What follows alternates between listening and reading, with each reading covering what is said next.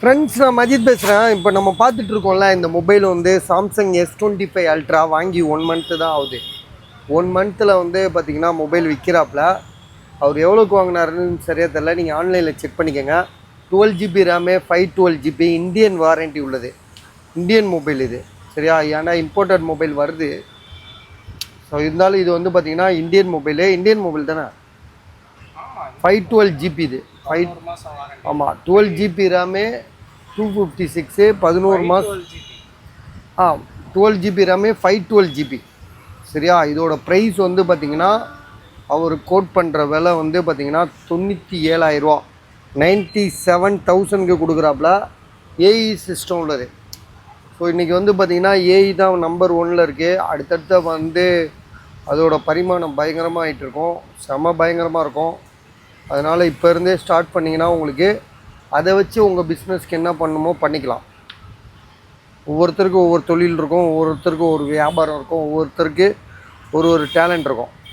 So அதை வந்து பார்த்திங்கன்னா நம்ம வந்து தொழில்நுட்பம் மூலியமாக நம்ம வியாபாரத்தையும் நம்ம தொழிலையும் நம்மளோட மைண்ட் செட்டையும் நம்ம மாற்றிக்க முடியும்.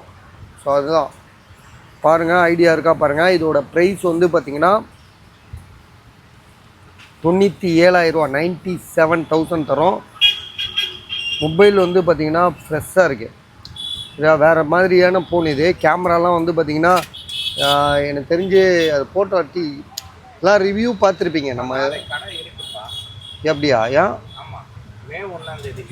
ஓ, நாளைக்கு பஜார் இருக்குங்க. பஜார் நோட்டீஸ் கொடுத்துருக்காங்க.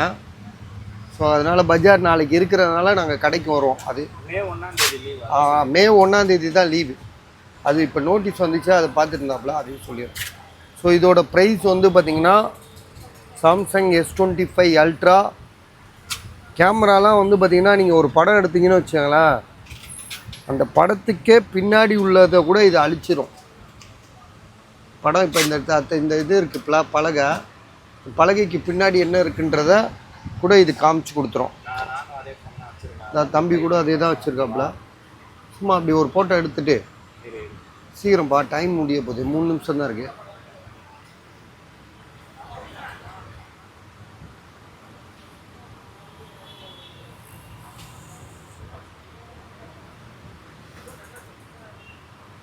எடுக்கிறேன்.